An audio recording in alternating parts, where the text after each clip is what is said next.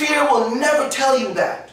Fear will have you under the assumption that that thing is going to get you, or it's not for you. Oh, I'm here to tell you, fear will cripple you. Fear will kill you. And if you don't step out, fear will squeeze the life out of you.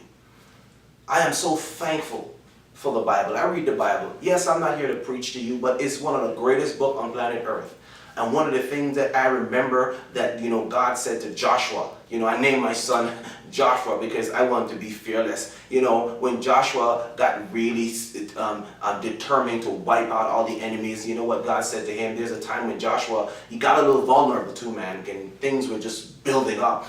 And then God said to him, fear not, be strong and be courageous. Fear not. So I'm telling you right now, fear not. One of my great speaker and mentor of all time, Zig Ziglar, had this to say about fear. He said, fear is nothing but false evidence appearing real. So it's the false evidence. I said, oh, you can't make it. You won't be able to. You're never going to amount to anything. I don't think you should try it because the world is not going to accept it. That's fear. And it talks to you, man. Fear talks to you. It's just like that quarterback who said, maybe I shouldn't throw the ball. Or that point guard coming down. He crossed over and then, listen, it's like 2 seconds left on the clock. Maybe I shouldn't shoot the ball. Maybe I should just pass it. It's the same thing with your life. Maybe you shouldn't live it. And I'm going to get real deep with you right now.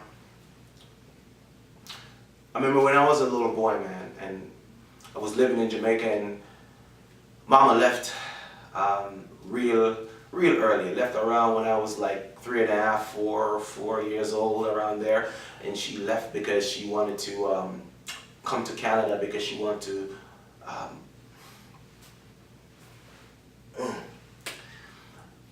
to create a better life for her children. She had 6 children. She was under a lot of pressure. She was poor. She wanted to do some things for her child and children. And I remember specifically because I grew up with Mama, our brothers and sisters were with different families, but myself and my brother, we grew up with Mom. But my relationship with Mama was just special because she was a hard worker. She ran a sewing machine every day. She makes bags, and my brother would travel for miles just to make sure that we have food on the table. Yes, I had a father, but he wasn't doing much. He was just there, existing.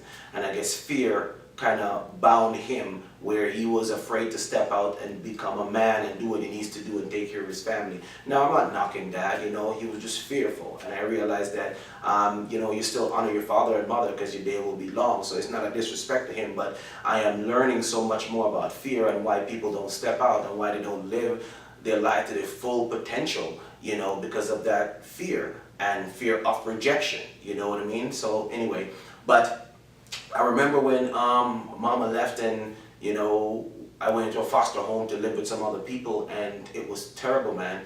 I tell you, man, I got up days when I didn't feel like I want to live. I was wondering, how am I going to get out of this? How am I going to even go to school? I didn't know how to read until I was 14, y'all. I didn't know how to read. And listen, because I overcome fear. Listen, man, I am writing books. I'm on my 3rd book. I'm trying to tell you, I've lived it. I'm not making this story up.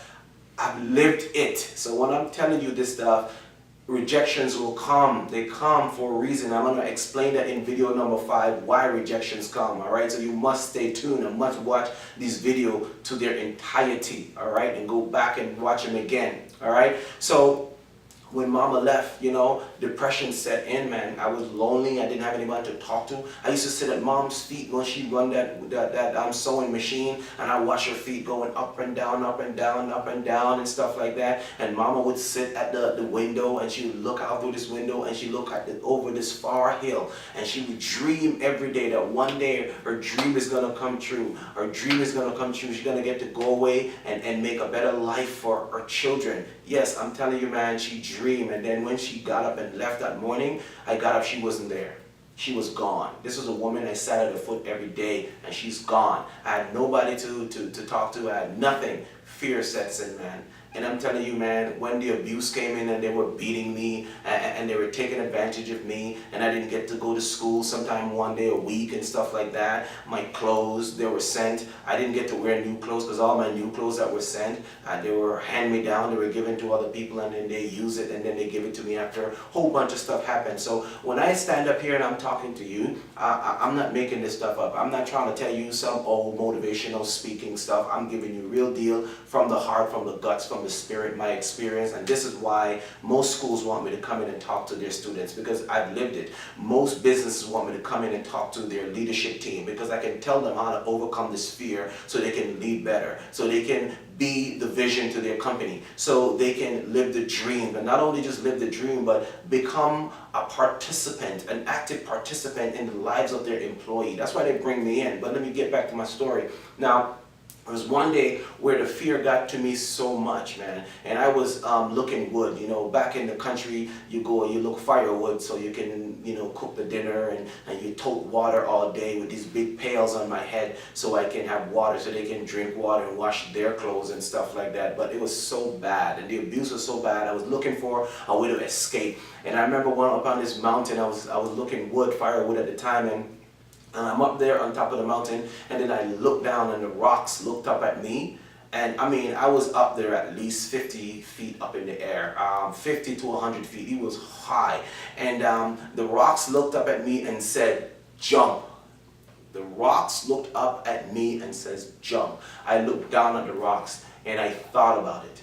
I'm not gonna lie to you, man. I thought about it. I thought maybe I should just jump. There was too much pain, there's too much sorrow, there's too many disappointment, and too many days I got up and mom wasn't there. I became fearful, and fear sat in, and fear took me over, and fear almost crippled me that day, and fear said, jump, give up, why go on? And it was the grace of God that spoke to me, man. And you know, I like to say that, take time out just to say right now that if you don't have a relationship with your Creator, there's so much more you're missing in life. Life could be so much more fulfilling. And I remember the Spirit said to me, no, I got a plan.